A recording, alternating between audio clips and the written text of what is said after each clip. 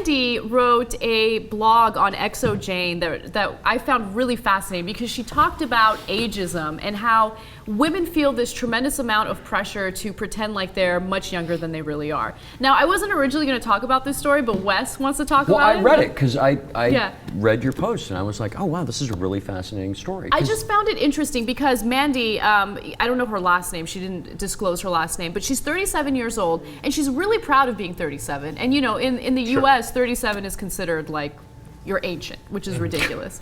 No, but it's true. I mean, in the TV world, in a lot of businesses that are super superficial, 37 is too old for banking. A woman. Well, look, so it applies to women more, keep it real, but it also applies to guys too. And I can't tell you the number of times that I've been told in my career, oh, you're way too young. And then like a split second later, oh, you're way too old. But wait a minute, where's the sweet spot? Like, where was I supposed to get the job? What would be awesome, Cenk, if you were 15 and you could do this show as a 15-year-old? Right. If I had all the experience of a 42-year-old, yes, but 15. I was in the mind of a 15, yes. or in the body of a 15-year-old, yes. But those people don't exist. Sure they do. They're actors, and they have writers who... Look, my son's only 9. You could put him on. We'll write it up. We'll have you record it, and then he'll just repeat it. That'll be the young Turks. Okay, so now we're thinking. Okay, the 2 young Turks. The 2 young Turks. I like that. Okay. So she's a writer, and she does a number of different stories on a number of different topics. And oftentimes, when she's writing about a female subject, she has to lie about the age, right? The woman will lie about the age, and she has to pretend like she's buying that age. But she doesn't buy it, and she's kind of venting in this blog. And I love the way she writes because she's a little vulgar. So let me give you a little taste of what she says. Older women are hot, dude. They're fucking smart and savvy and stylish and sexy as hell. They're maniacs in the bedroom. Oh, God bless. Okay.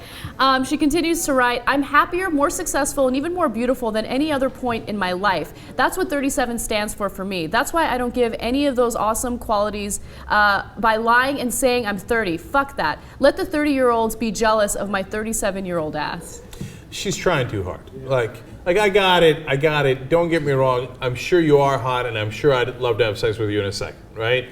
But like I'm awesome. I'm 37, but I'm this and I'm that and I'm okay. All right. I understand why she feels that way because she's bombarded day in and day out with advertisements everywhere she goes saying, "You're old. God, you're old, and you're ugly.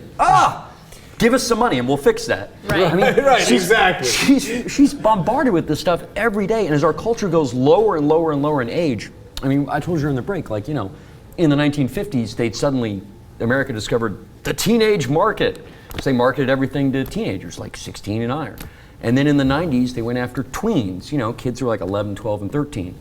Now they've mined that market. So now they're going after the next stage of shows for Nickelodeon. They're going to be live action 9 and 10-year-olds to get lower and lower and lower. And you see it in business too, don't you? I mean, in banking, there's this class of woman you'll find in New York between the ages of 20 and 35 who's hot, young, has a master's degree and works for an investment bank. And they're hired and made a VP because the old horny guys like to see young women. And then when they're 40, it's like, hey, you're not that hot anymore. Get out. And that's what happens. And all these, you know, it's like when you read in the article, I remember when I was like 22, I'd be like, God, 30's old. 30's nothing. And when I got divorced, I did not date younger women because that was a mistake. No, it's not a mistake. It's not a mistake. It's not a mistake for a couple of the reasons that she says, which is, all right, a younger woman is just, they're going to be more difficult, they're going to want different things, and they're not going to be as good in bed.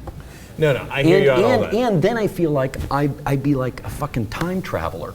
Because it'd be like, yeah, that sounds pretty good. She didn't grow up when I grew up. There's none of the same cultural touchstones or relevance, and then you learn new things. The sense that I got from reading this is she is extremely confident, and you're confident because you're right. You become more comfortable with your body as you get older. So I'm 26, right? And I think of who I was at like 21, and I was much less confident in who I was both mentally and physically at 21 versus 26. And it only gets better. In terms of how comfortable people are, just look at amateur porn online. How many of those people are young and pretty? None of them. They're all old. You're like, dude, are you sure you put it? I don't want to look at that. But they're comfortable with their bodies, so they put it on later. Okay, now, but look, I will say this. I'm the king of keeping it real.